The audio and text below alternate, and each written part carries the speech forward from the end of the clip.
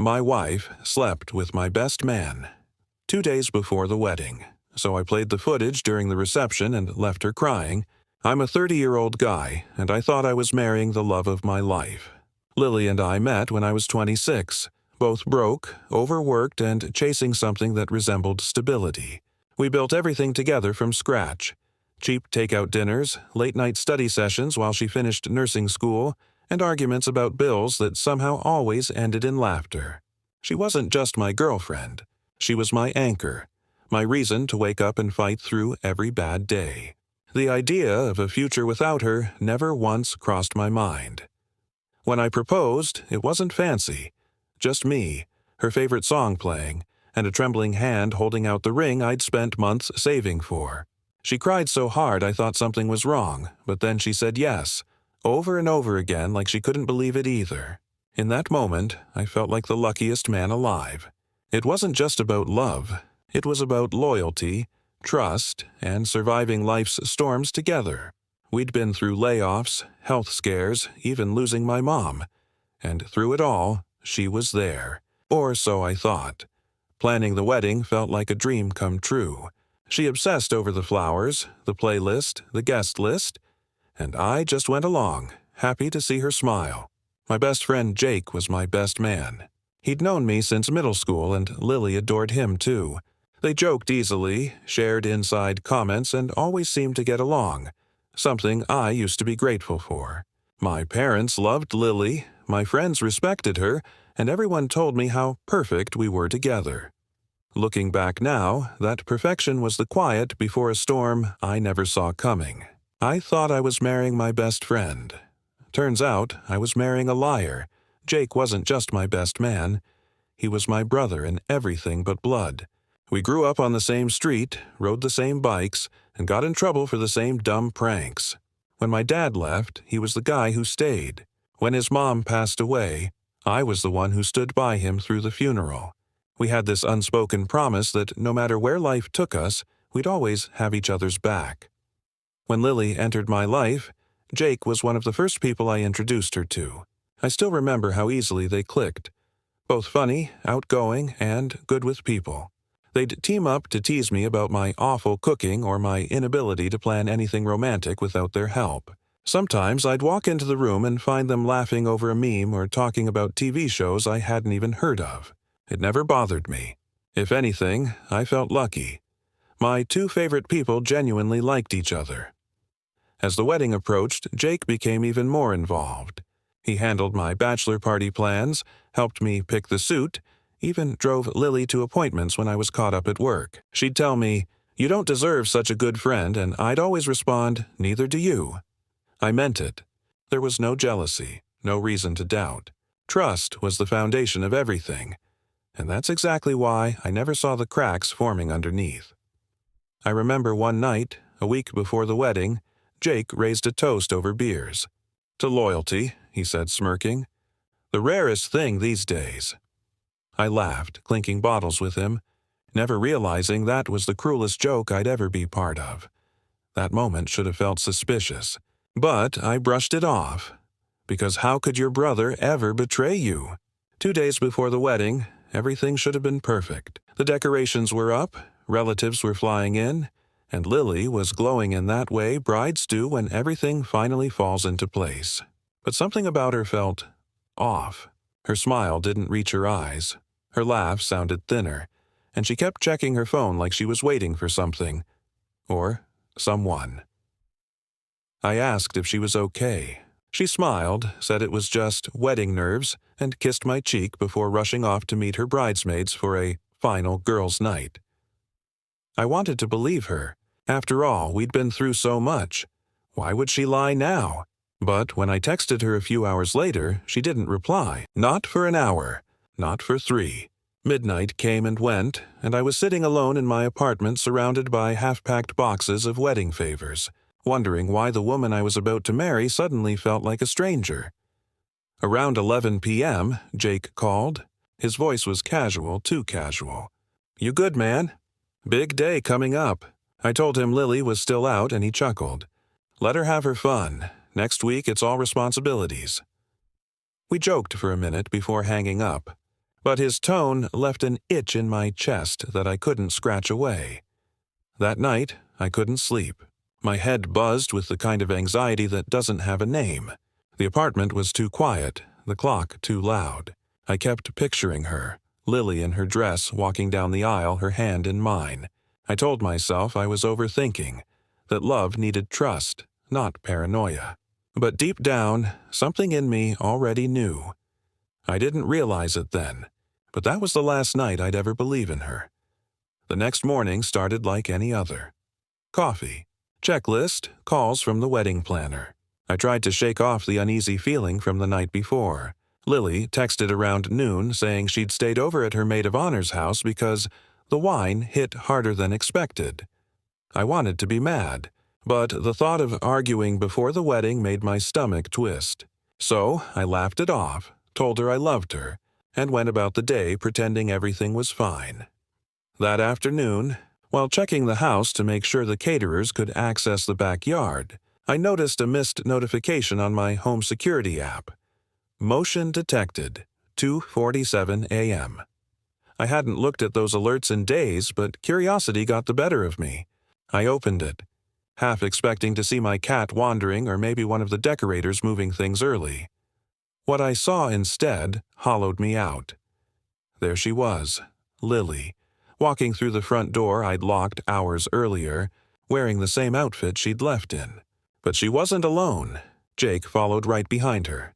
They were laughing softly, whispering something I couldn't hear. She turned toward him, placed a hand on his chest, and kissed him. Not a friendly peck, a full, slow, intimate kiss. Then they disappeared down the hallway, into the bedroom that was supposed to be ours. I remember sitting there, completely still, my body numb. My hands trembled so hard I almost dropped the phone. The video kept looping, replaying every betrayal in high definition. My fiancé and my best man. My entire world condensed into a few minutes of silent footage. I didn't cry. Not yet. I just sat there watching the people I loved most destroy me without even knowing it. And for the first time in my life, I didn't feel heartbreak, I felt nothing. I spent hours staring at that footage, my chest tight, my hands shaking. Every laugh, every touch, every whisper, they all felt like daggers. Part of me wanted to scream, to storm into that bedroom and confront them both. But another part was icy, calculating. I realized something terrifying. They weren't careless. They weren't drunk mistakes. This was deliberate. Months of deception, smiles, promises, all of it was a lie. I replayed the video over and over, trying to understand why. Why Lily? Why Jake? I scrolled through her phone, her texts, her emails, flirty messages, secret meetups, late-night plans disguised as work stuff. I felt my stomach churn. The betrayal wasn't just physical, it was total. They had weaponized my trust, my love, my loyalty. And the worst part, they had done it with the confidence that I would never suspect. I thought about calling someone, anyone, to vent. My parents, my friends. But no words could capture the raw, nauseating mix of hurt and fury that had taken over me. Anger and grief were no longer competing inside me. They were one, sharp, focused. And yet, somehow, I felt calm. Not happy, not relieved. Calm. It was clarity. I didn't need to confront them immediately. I didn't need to break down or cry. I needed a plan, one that would ensure they never underestimated me again. I thought about the wedding, the guests, the moments they were taking for granted. That was my stage. My silence would speak louder than any words. By the time night fell, I wasn't just heartbroken. I was in control. And for the first time since discovering their betrayal, I felt something I hadn't in a long time. Power. Because if they wanted a performance, I was going to give them one they'd never forget. The morning of the wedding, everything had to look normal. I woke up early, brewed coffee, and dressed in my suit like I'd done 1,000 times before, except this time every movement was deliberate. Lily was downstairs laughing with her bridesmaids, glowing as if nothing had happened. Jake was in the living room, joking about missing his best man's speech. Everyone was oblivious, and that was exactly how I wanted it. I kept replaying the plan in my head, the small, precise edits I'd made to the footage. It wasn't meant to humiliate them in private. It was meant to hit where it hurt the most, in front of everyone we loved, everyone who believed in them, everyone who trusted them. I made it a silent clip, just enough to show what they'd done, framed perfectly so no one could doubt it. During breakfast, Lily leaned over and kissed me lightly. "You look so handsome," she said. I smiled, shaking my head. "Thanks. Can't wait to see you in that dress." Her hand lingered in mine a moment longer than normal, and I wondered if she had any idea what I knew. Maybe she thought I'd panic. Maybe she thought I'd break down. But the truth was, I felt nothing but cold clarity. I practiced my expressions in the mirror, reminding myself to smile for the cameras, to nod and laugh at the right moments, to hide the storm brewing beneath. Guests would arrive soon. The aisle, the flowers, the music. It was all set. The perfect wedding. The perfect trap. And as I straightened my tie for the third time, I thought, by the end of tonight, her mask will finally fall.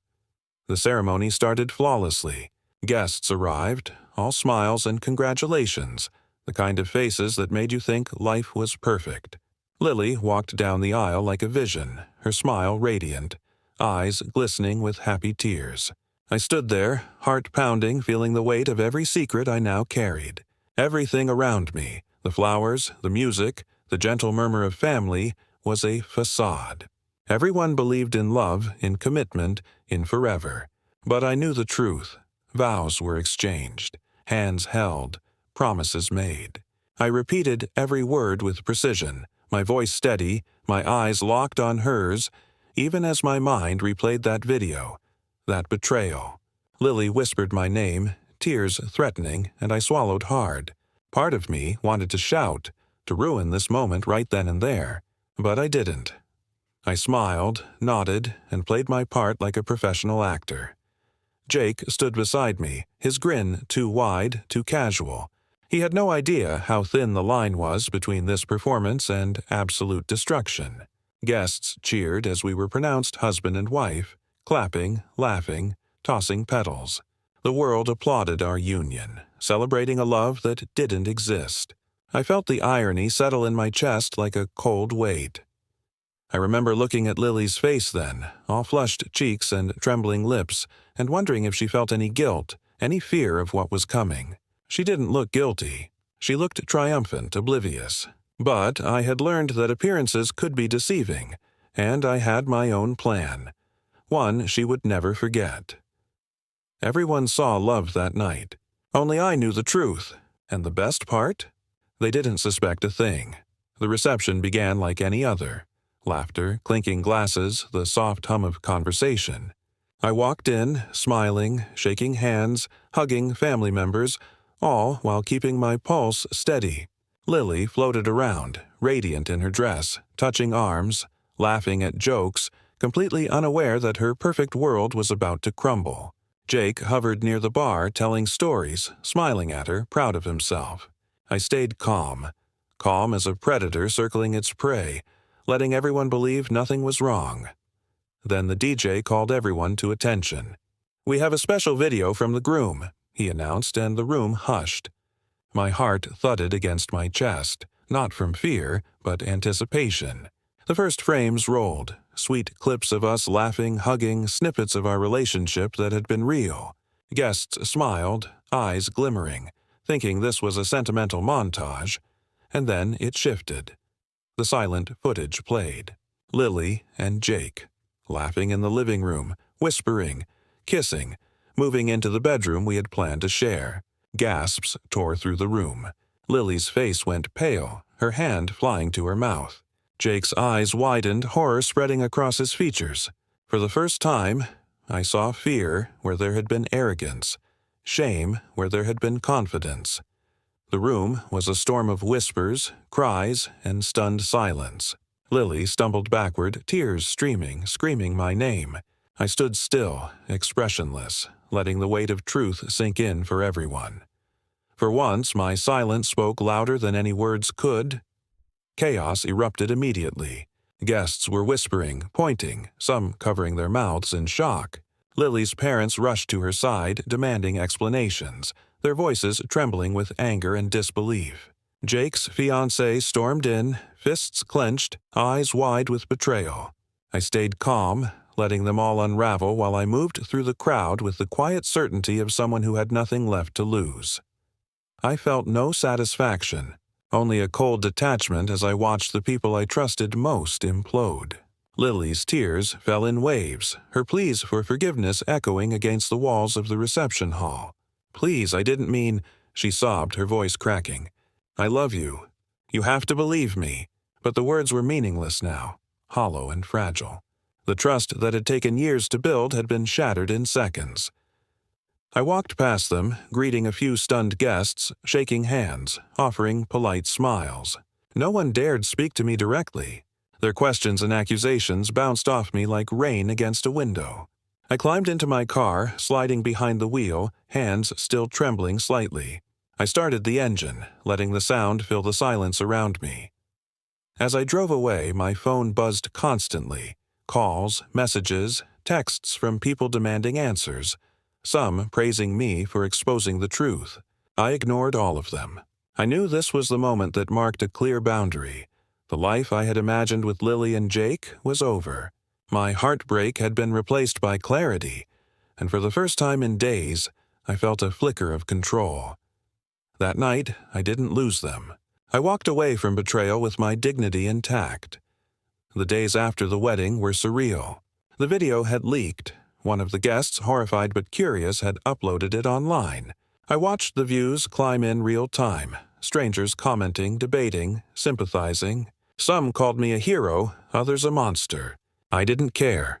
The truth was out, and for once the world could see what I had endured. Lily tried to contact me. Calls, texts, long, desperate emails. "It was a mistake," she wrote. "Please, I'll explain everything. I love you. We can fix this." I read every single one, my finger hovering over the block button before finally pressing it. Every message disappeared. She had stolen my trust, my plans, and my future, and I wasn't letting her back into my life. I canceled the honeymoon, sold the wedding gifts, and donated a portion of the money to charity. Every item, every token of a life I'd envisioned became a symbol of reclaiming my own agency. Friends reached out cautiously at first, offering comfort, some expressing shock that I hadn't confronted her physically. But I knew confrontation wasn't necessary. The exposure was enough. The consequences were theirs to bear. I walked through my days quietly, rebuilding routines, reclaiming a life I hadn't realized I'd lost to deceit. There were moments when rage resurfaced, when the image of Lily and Jake together flashed in my mind. But instead of consuming me, it steeled me. Every tear, every lie, every betrayal had a purpose. It was the fuel that kept me moving forward. I wasn't healed, not completely, but the burden of secrecy, of blind trust, was gone. For the first time in years, I felt free, not because I had revenge, but because I had clarity. Lily's world started to crumble publicly. Social media became her stage for apologies, but instead of honesty, she painted herself as the victim, humiliated, heartbroken, misunderstood. Friends distanced themselves, muttering behind her back. Colleagues whispered, casting sideways glances at every post she made. The power she once held over people evaporated overnight, replaced by judgment and scorn. Jake disappeared almost immediately, moving to another city, trying to escape the consequences of his own choices. He sent a few messages, regretful, desperate, but I ignored them all. They had built their little world on lies, and now it was collapsing around them. Watching from a distance, I felt a strange detachment. The betrayal that had hurt me so deeply was now mirrored in every glance they received, every message they opened, every whispered conversation they overheard. I heard stories. Friends calling to tell me what she had said, how she had begged people to understand, how she claimed she'd been trapped or confused. The irony stung, but I refused to indulge in her narrative. I'd seen the truth, lived it, and carried the weight of their deceit firsthand. No public explanation could erase the damage they caused or the trust they shattered. Sitting alone in my apartment one night, I thought about what I had learned. Forgiveness, I realized, isn't always for the other person. Sometimes it's for yourself. Letting go of the anger, letting the exposure speak for itself. It was a lesson in power, in boundaries, in reclaiming control. For years, I thought love meant giving everything, even when it hurt. Now, I understood that love could also mean letting the truth speak for itself and walking away unbroken. Months passed, and life began to settle in a way I never imagined it could. I moved to a new city, started fresh at work, and rebuilt routines that had been tangled in betrayal. The memories of Lily and Jake still flickered in my mind, like shadows I couldn't fully escape, but the raw sting of anger had dulled. The betrayal no longer defined me. It reminded me how strong I could be when pushed to the edge. Friends reached out cautiously, sensing I was healing. Some asked about the wedding, others about Lily and Jake, but I gave only brief answers. "It's behind me," I said, and meant it. I discovered a calm I hadn't known existed, the kind that comes from surviving the worst and realizing you can stand unshaken on the other side. I spent evenings walking alone, thinking, reflecting, letting the silence sink in, and for the first time, it felt like freedom. I didn't get the marriage I planned. I didn't get the happily ever after I had dreamed of. But I got something far more valuable: clarity, self-respect, and the power to protect my own heart. Revenge had been public, but my peace was private. It was quiet, unshakable, and entirely mine. Sometimes, when someone asks about the wedding, I smile faintly and say, "It was the best mistake I ever made." They laugh, assuming it's a joke. But I know the truth. Losing them freed me in ways I never thought possible. I wasn't weaker for trusting. I was stronger for surviving. And as I lie in bed at night, no longer haunted by betrayal, I finally understand. Peace isn't about forgetting the pain. It's about reclaiming your life, standing tall, and knowing you'll never let anyone destroy your trust again.